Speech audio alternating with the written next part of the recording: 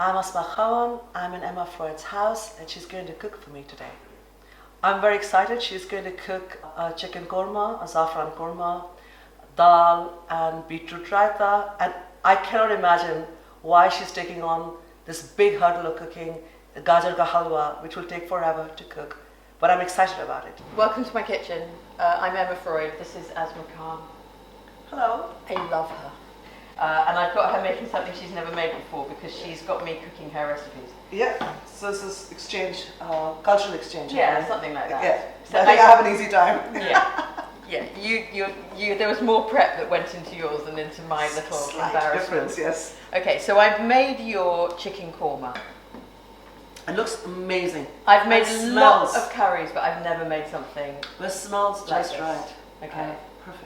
So it's different from a normal one because it's very white, isn't it? Yes, and it because most Indian households don't add coloring to their food.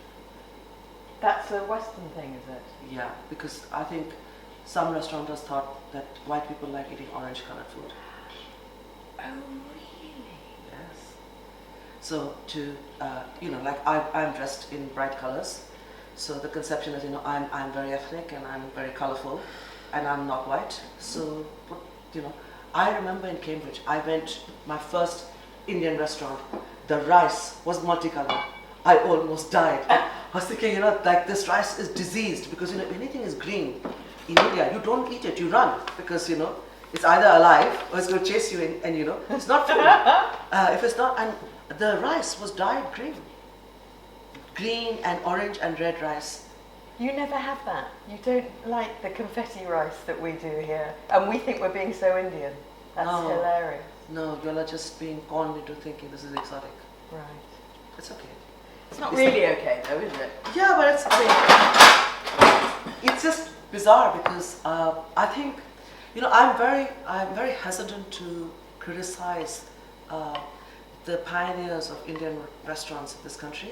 Yeah. Because I think that, I can't even imagine what Britain was like in the 60s and 70s. I'm standing on their shoulders.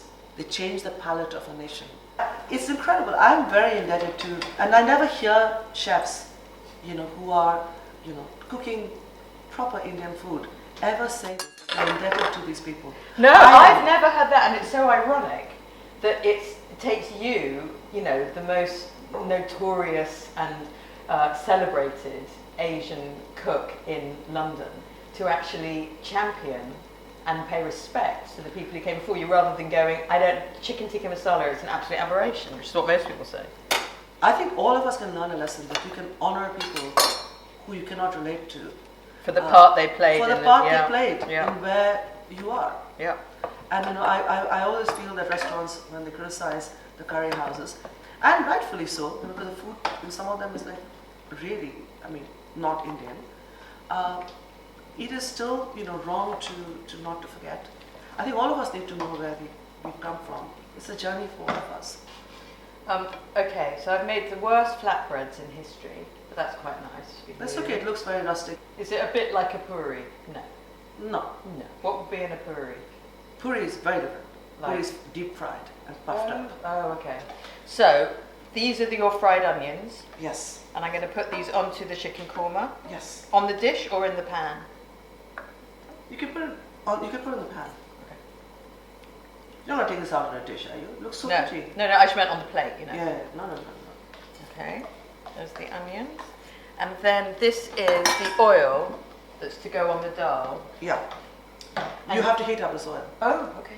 Okay, that's warm. Let's do this. And then I've got your... You put salt? Yeah. Okay. Your beetroot. Salt is so important. I can ruin an entire dish. I thought I might have over-salted that. No. No, it was okay? No. Good. When you're in your kitchen, do you ever follow a recipe or do you just go on instinct? Yeah, I just go on instinct. I don't follow recipes. Do you ever mess up? Yes. Do you ever make something really, really bad? Yes. I've messed up. The thing I mess up the most, and I'm very happy seeing you making these breads, is bread. So badly? Like you. Yeah. Yeah. Not perfect shaped. Yeah. Yeah. So this is not... I had to do this on television. Did you? Yeah.